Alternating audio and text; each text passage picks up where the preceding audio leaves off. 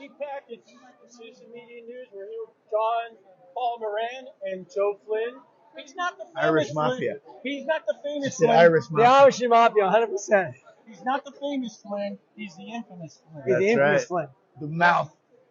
So what do we got? What do we got? So, and Joe is president of the TAP. America Project. The American Project is otherwise known as TAP. TAP. Yep, that's right. So, critical mission at TAP, by the way. Absolutely. Yeah, Big supporters. Thank you. So the OppScore, the genesis of the OppScore is I ran for Congress in 2020. I saw how terrible. I mean, I wasn't a politician. I ran because we needed some real Americans in there. So I'm like, oh, damn it, I'll do it. What district? Ran in the 6th district against Seth Moulton. One of those, man. All right, you got to come get one, brother. Hey, good job. All right, man, I'll talk to you. Okay, brother. All right. So the OppScore, so I ran for Congress and saw how bad it was, right? First with election fraud, and I'm suing the state for election fraud, and we're in court next week. So I know all that's about one thing. We got to fix that. But we also have to fix how people vote, because I'm a capitalist. I run businesses my whole life. Sure. People buy what they want, and they don't buy what they don't want. In the American economy, and stuff that they need, something that's valuable to them. yeah, they buy what they need, buy what they want. They don't buy what they don't need. They don't buy what they don't want. But in politics, it's the opposite. We have most of our legislators working against us, provably. So there's a big problem with the way people are assessing voting for people. Yeah. So I believe in obviously the freedom to vote, but you need to be smart. You need to know who you're voting for. So the idea of the OppScore is, let's do what Rotten Tomatoes did to a $500 billion movie industry. Before Rotten Tomatoes, people, they would market to you, they would tell you who to. And then you go watch a crappy movie. Yeah, and watch a crappy TV show, and they pretty much got away with it. Yeah. And then Rotten Tomatoes came out, a tiny little website that aggregated the average viewers, what the viewers think. Right. And who watches a movie that's got a viewer, on the right side of the score, not the critics, because they're a bunch of morons, but the people. People go by what the peers say all the time. Yeah. That's how Yelp works. Yeah. Same idea. Your business will go out of business if you get a bad Yelp score. Yes. What about Angie's List for contractors, right? No more getting screwed by contractors like going to Craigslist. Now you go to Angie's List and get the ratings. Yeah. The idea of the OppScore is taking that same populist idea and not making it left versus right. It's CPAC right now has come out with a rating system. Oh, yeah, it's great. They're rating everybody by what? Conservative standards. Who in the middle or anywhere else is going to look to that other than the right? You're not going to get anybody. You're not going to get traction. But if there's a universal, this is what people want, this is what they're getting. Simple, right? And so both, so it doesn't really matter what party affiliation you have. You're in the middle. You're that 10, 20 million voters that switch back and forth all the time. Yep. This is what this is for. That's the idea. So JFK, so the idea is not just that, but it's the beauty of the scoring system is when we went through it, we break it down to 5 points of opportunity. We take the beautiful American star, which is trademarked, everything's all planned out like a brand, and we say everything that matters in politics that's done is in 5 points of opportunity. Because we need to, as a marketing guy, we need to bucketize things to make it understandable to the public. So personal opportunity at the top, rights and freedoms, constitutional rights and freedoms, economic, social, educational, national. Those 5 things, everything in government ever does or touches in those 5 points. And then we say what matters to the voters of all those 5 points, what are the top issues. So obviously national opportunity would be our military, police, borders, election integrity. So security. So national security would be under national. Yeah. So that would be supporting our military and not supporting endless wars where we intervene all the time. That is the thing. Is that how that's defined? No, that's one of the 5 points. I got it. Okay. So national opportunity would be everything on the national level, like voter integrity is within national opportunity. So is energy and the environment, right? Is that listed on something so I can know that? Okay. This is just the first level. I got it. As you go into the app, you click on JFK's personal opportunity. And it has sub stuff. Sub stuff, the 5 things. And then it shows where he's rated, up or down. Right. And then you click it again, and it shows he was a pretty good Republican for a Democrat. Yeah, so see? We talk about this not being partisan. He's the Democrat that I used to be. Yeah, I might be a JFK Democrat right now. Yeah, I am. Right? Yeah. I would be, right? Yeah. So, because look at it, and this proves it. This is the good. We have the receipts to prove it now. Sure. And it shows he's with the people. Yep. Now, when you're over here, this scale, this is where the people are, and this is where the opposite. So you poll to find out where the people are? Yeah. How do you know where the people are? Because like the people in downtown Boston we use now, because these are national elections. Yeah. We use national scores. Okay. We use national ratings. First of all, most of the scores show, some unbelievably, the beautiful part of this is we looked at it, and to my surprise, we started diving into it. I had no idea that was 70, 80, 90% agreement on almost every issue. I'm like, wait a minute, we're supposed to be this big divided country, left versus right, Democrat versus Republican. What it is Pew Research, 6% of the public just came out a month ago. 6% call themselves progressives. I know that 14% call themselves establishment Democrats, right? So about 20% are this harder left, okay? And then you have a small percentage of hard right that may not be for gay rights or whatever, right? Yep. So you have it on both ends, more so on the left, admittedly. Yep. But the other 80%, that number kept coming up. 79%, 82%. Voter ID, 81%.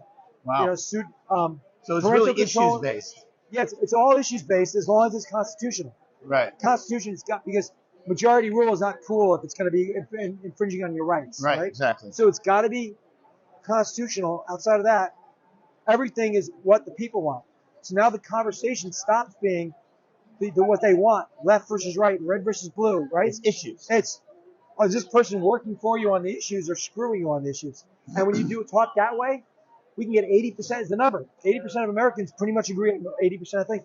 Now, people like this would not be allowed anywhere. In fact, if you're lower than a 3, we give you a warning like a DUI, except we call it a GUI, governing under the influence.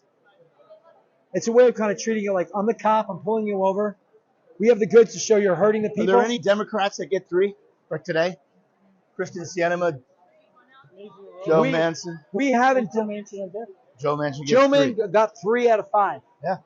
Okay, that's not an epic score, but that's a good score. That's one of the best scores a Democrat gets, because the Democrats vote in unison usually. So it's hard to find Democrats that do well, not because they're bad people necessarily. But I'm sure there are a lot in at the state level. Yes. Yeah, at the state level. More so. Way more. Yeah, they don't. Problem is, they're not getting above the noise inside the Democratic Party. They're not getting someone going, hey, you need to run for Congress. You know what I mean? Yep. If he's some local representative and. Well, but you're right, and also corruption is much more on the federal level, because the big evil force, the George Soroses of the world, they want to control our Congress. Yep. So what this does is that exposes and shows, are they with you or against you? Imagine if that was the barometer and everybody said, I don't go to see a new movie without looking at the ratings. I don't go to a new restaurant without checking the Yelp ratings.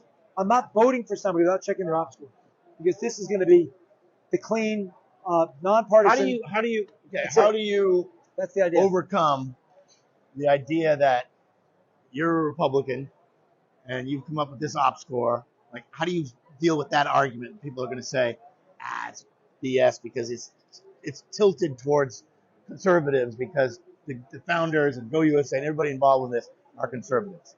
Well, first of all, there's a number of people that are involved with it that are middle, that are nonpartisan, that are like independents. Good. Okay, it's not all Republicans. Yep. And they're going to say that because the reality is more Democrats are getting bad scores. But I'm like, bring it on, because I can show the goods. If they do it, it gives me an opportunity to say, you think so? Well, let me tell you. And so, like, if I get Jim McGovern's no report, is it 2 pages or 3 pages, and it shows all of his different? Well, you go to. I would show you, but there's no signal down here. But if you went to it, you can go through. Can I get it on Apple?